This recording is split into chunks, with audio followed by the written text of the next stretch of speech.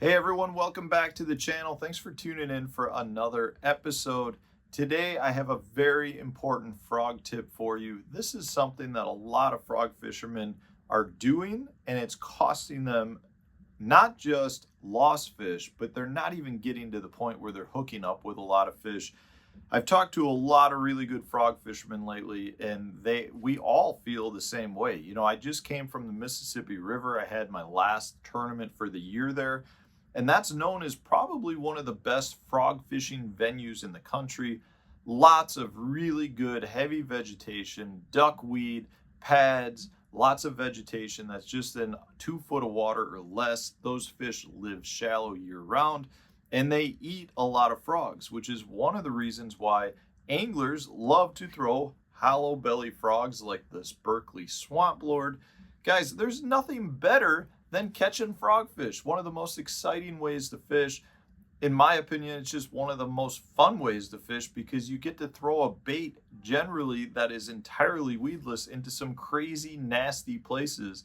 And if you do get bit, you got to get them out of there. So it really is a warfare against the fish. One of my favorite ways to fish. It's one of the best ways to hook new anglers onto bass fishing as well because the bites can be so exciting. But having said that, there is a big error that a lot of people are making when it comes to frog fishing. So I want to get into that. I'm going to give you this full breakdown as to why I think you might be making a mistake if you're doing this. Maybe you're not doing it, and you can throw a comment in the comment section letting me know that you agree so that other viewers don't think I'm crazy about it. But it is a pretty important tip, especially if you like fishing frogs. Before I do share it with you, I do want to remind you, though, that I've got a members only page as well amongst YouTube. If you're looking for additional content from me, more videos, monthly live streams, direct access to me, check that out. You can go to my YouTube homepage, click the join button, get all the details there.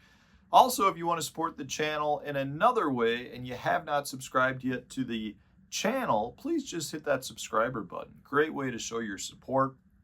It's a great way to tell me that you're enjoying tips like this frog tip. I just wrapped up an event on the Mississippi River. Lots of people catching fish on frogs there. And one very common trend has to do with the frog size. Now, this is something we don't hear a lot of people talk about.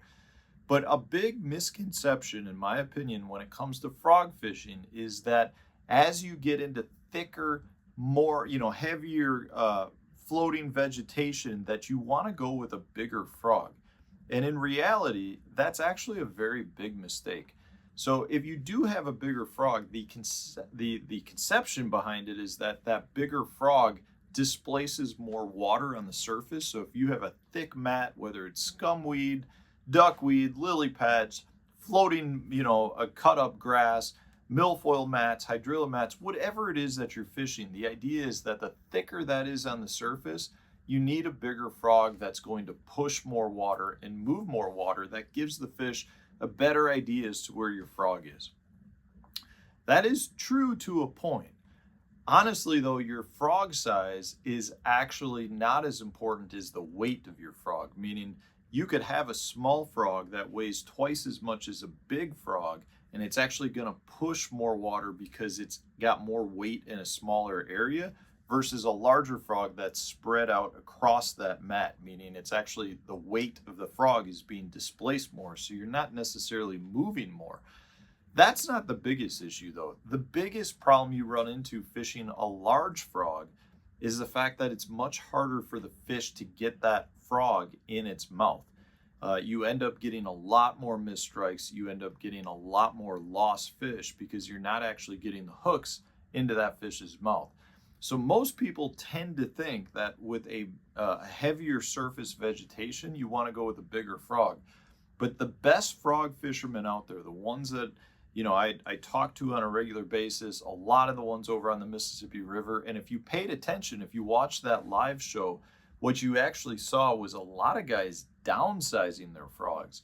What they're doing is they're taking a smaller frog and they're adding some weight into it to move more water, but have a smaller strike zone, meaning if you've got a heavier, smaller frog that's sitting on a mat and you're moving it, it's a much more refined, specific spot as to where that motion is coming from versus a larger frog that's making a lot larger strike zone for the fish. Well, the problem with frogs is if they don't know exactly where it is, the larger your frog, the bigger that strike zone is, means you've got much larger error for the fish too. So in my opinion, you really should not be going out buying the larger frogs that are on the market. Most companies that produce a lot of different frogs have large frog versions, meaning baits that are over 2.5 inches long. The problem is a 2.5 inch long, as you start getting bigger and fatter, it makes it much harder for that fish to get it in their mouth when they don't know exactly where it is. Now, having said that, if you're fishing open water and you're using it more like a walking bait, or maybe you're skipping a frog under trees, this doesn't really come into play nearly as much for that because the fish can clearly identify where the bait is. But if you're fishing heavy vegetation, you should really think about going to a smaller frog profile, adding weight into it instead of going with a bigger frog. And if you want to add weight, there's a bunch of things that you can do that are pretty simple to these. Most of your high quality frogs come with a weight on the back end like that. But a lot of times I'll still take some solder. You can get the solder and wrap it around the hook shank. I'll take little lead split shots. You can slide them right in that hole between the hook and the frog body.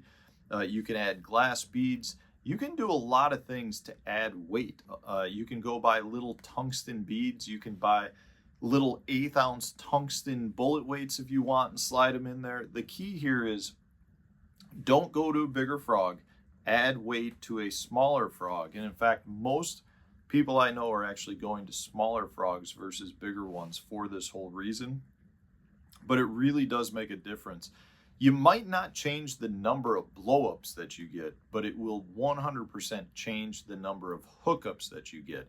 That's something I want to point out here. And I don't know that you get more blowups because you've got a bigger frog by any means either, but you definitely get better hookups. So if you're fishing a frog, and this is a great time to be doing it, go out, get yourself some smaller frogs, add a little bit more weight to it, and fish those on your really heavy mats versus fishing bigger ones. So hopefully this helps you catch a few more frogfish this summer. If you agree with what I'm saying, put it in the comment section. If you disagree with what I'm saying and you think I'm crazy, I'd love to hear your point of view as well. In either case, it opens up good discussion, gets us thinking about how we can become better frog fishermen. Thanks for watching, guys. I appreciate all of you. Stay tuned. We'll have a new tip video coming out tomorrow.